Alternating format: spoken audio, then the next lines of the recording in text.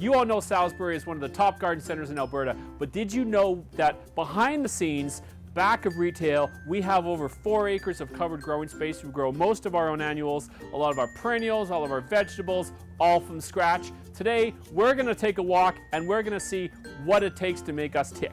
Salisbury's back ranges are organized by houses, and we have it all segmented so that in the winter when it gets cold, we shut the heat down to various houses until we just have one pod in the center for growing our poinsettias.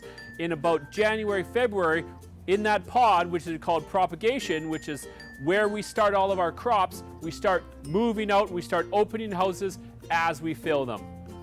These are our 6-inch sunflowers. Now, if you look carefully in these benches, you're going to see a lot of tiny, very harmless little orb spiders in their webs. Salisbury uses integrated pest management. We don't spray any pesticides for our bugs.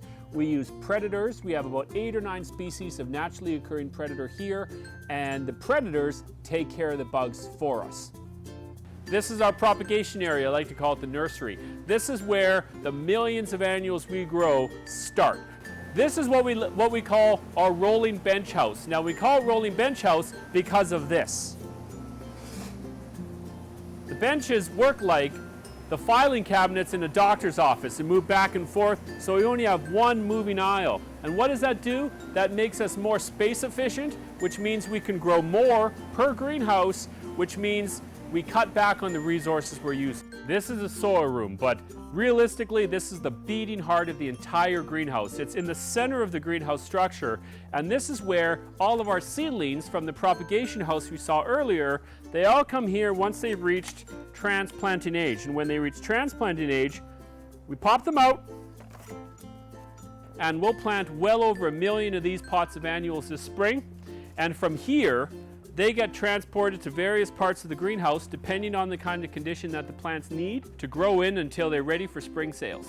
This is house 4. This is one of the farthest reaches of the greenhouse. This is where we grow a lot of the really classic annuals you know: pansies, osteospermum, petunias, and of course, baskets. Thousands upon thousands of baskets. It gets a little cramped in here sometimes because you got plants above, you got plants on the sides. This is a sea of our jumbo tomato pots. Give these guys a few weeks and they're gonna be incredible.